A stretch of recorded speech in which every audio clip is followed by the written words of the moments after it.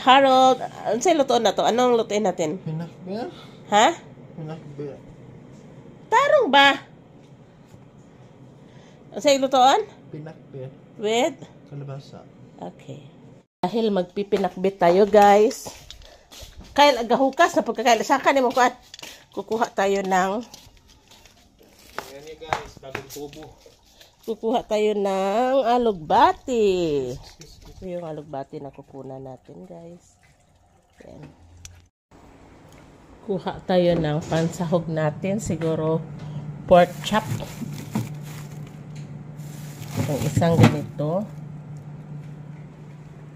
Ayan. Yan lang yung alugbati ko. Tapos may alamang kami. Alamang means uyap. Ito guys. Uyap guys ba. Sahugan namin ng uyap. Itong pinakbit, yung pinakapaboritong gulay ni Harold. Itong kalabasa gagamitin natin. Ang dumi na ng ref. Hindi na kami naglalagay ng mga sandwiches dito guys or palaman dahil bawal na kasi ni Harold. Pag meron man, tinatago namin. Tapos itong okra, simple lang tong ating luto dahil wala kami masyadong gulay. Okra, tapos talong, yun lang. Doon na lang rin tao?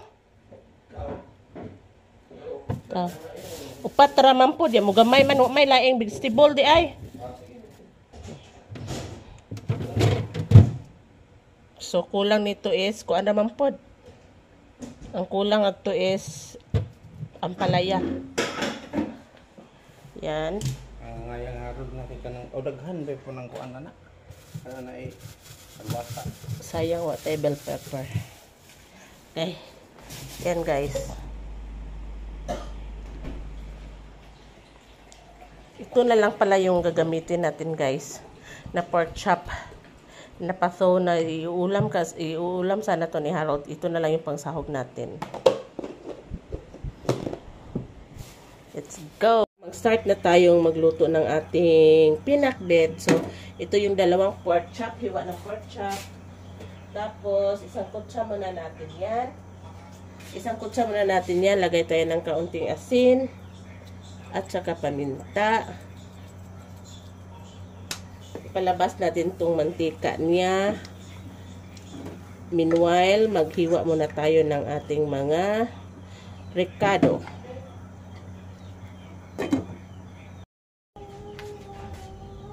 Unahin natin itong talong.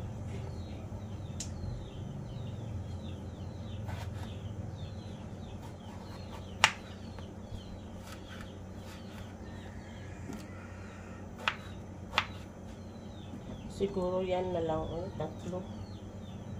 Masyadong marami na to. Or dalawa.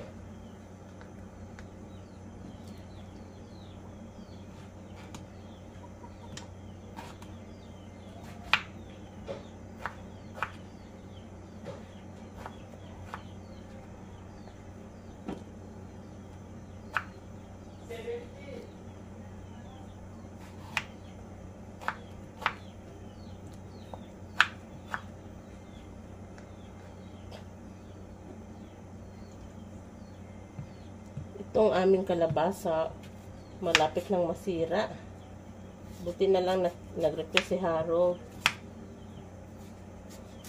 Kung hindi, ay naku. Masisiraan na naman kami ng gulay. Shout out to kay Nels Montero, bagong friend ko sa GC. Hi sis. Utan sa ko sis. Kumusta ka dyan?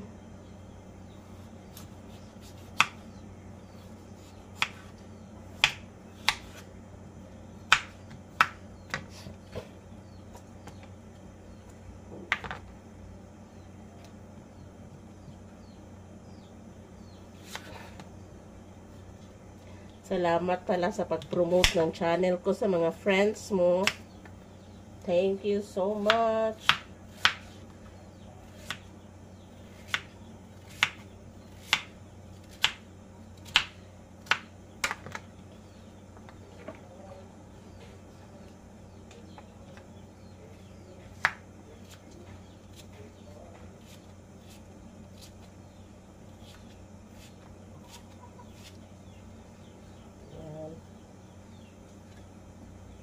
Sandali.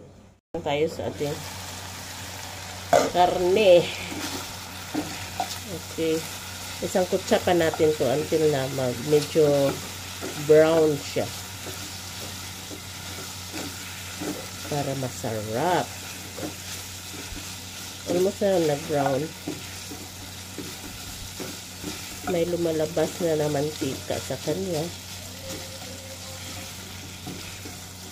Yan.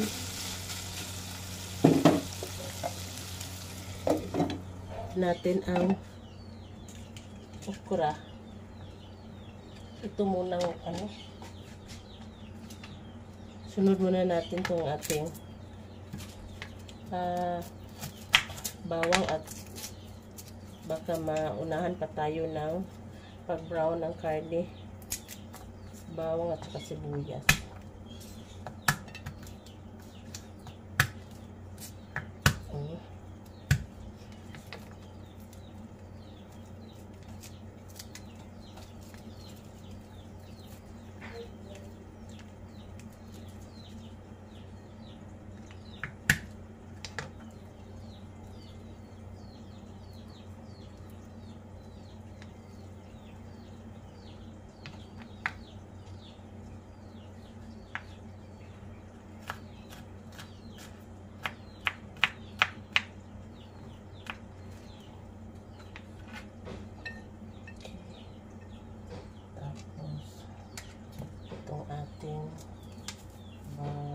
Sibuyas. Mura na ba ngayon ang sibuyas, guys? Hindi na ako pamalingki kasi si husband na lang always ang namalingki dahil nga kay Harold ayaw kumawala sa akin.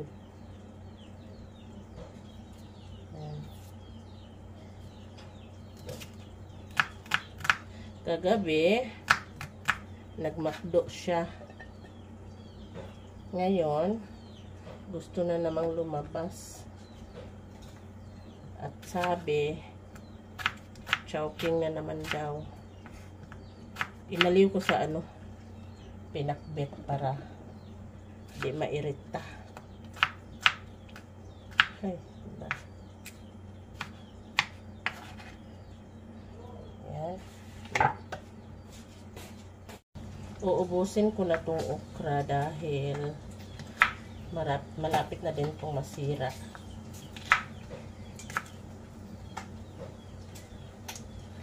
Yan. Nahugasan ko na to, guys.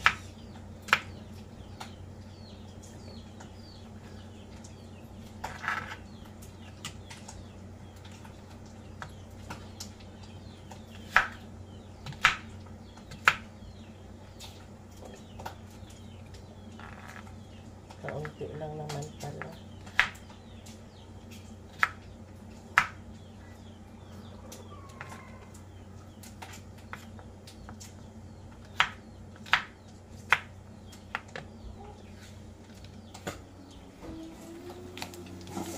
Dito tayo sa ating karne. Na-brown na talaga siya.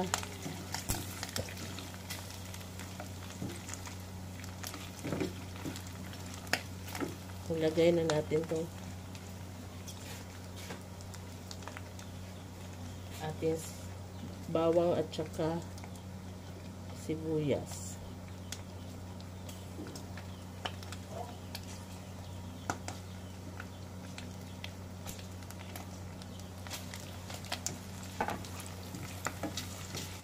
So, ayan siya guys. Halo na din natin itong kamatis.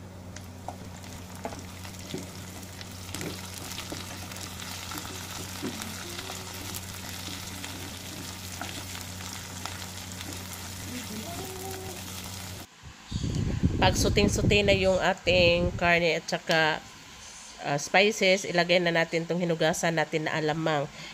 It is a must guys na hugasan para hindi maging maalat yung niluluto nyo. Pagkatapos niyan, maglagay pa din tayo ng kaunting tuyo for color.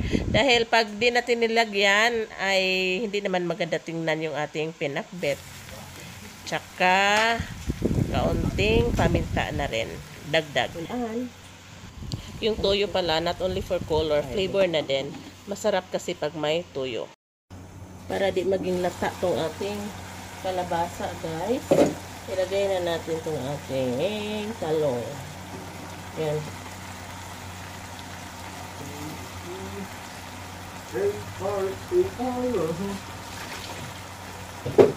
Aquarium? Sa Aquarium. asa ba? Sorry? Sorry, computer? Sorry nanak. Oh, thank you anak. Sorry anak. Hindi ko na ako kasabot ng giingon.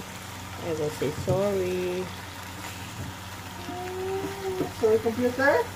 Sorry. Sorry? Sorry, good. Anti din tubig muna.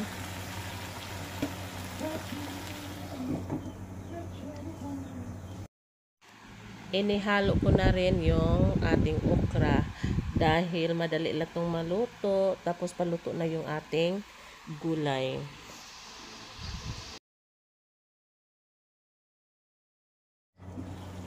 So, ito ay luto na guys. Ilagay na natin sa ibabaw itong ating alugbati.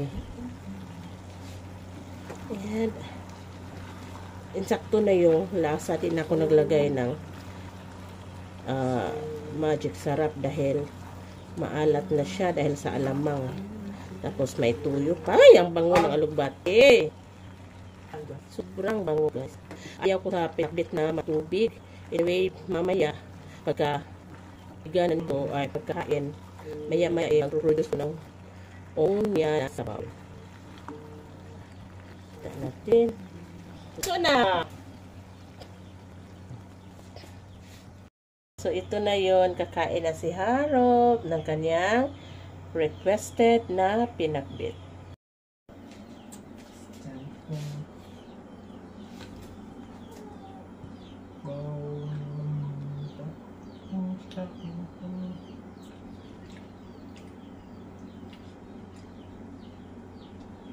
This is the baby?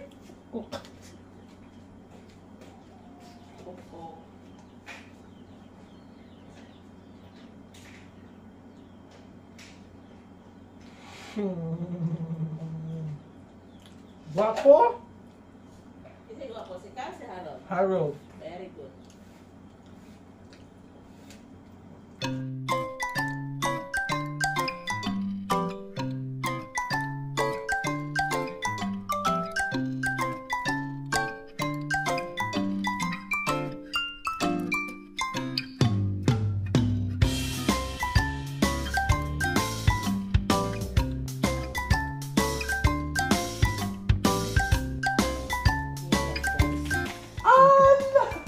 Gamit siya sa computer ng kuya niya.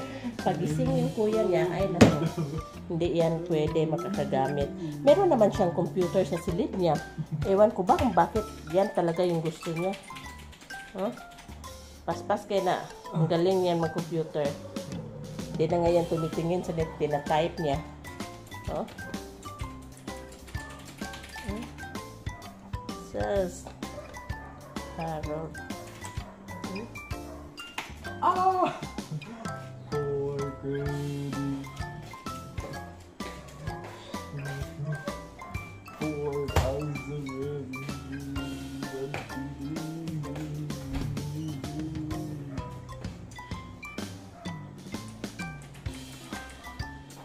ito yung kanya. Isang set din yan. Nagla-light din yan dahil gusto niyang may light yung CPU niya. So, yung luma ni Kyle, binigay na sa kanya. Tapos yan, dalawang monitor yung klase. May square, may rectangle. Pero yan yung napili niya. Tapos, ayaw niya guys. Dahil ito yung gusto niya sa kay Kyle. Nasisira na yung mga gamit ni Kyle. Pati yung upuan. See you next vlog. Bye-bye guys! Ah!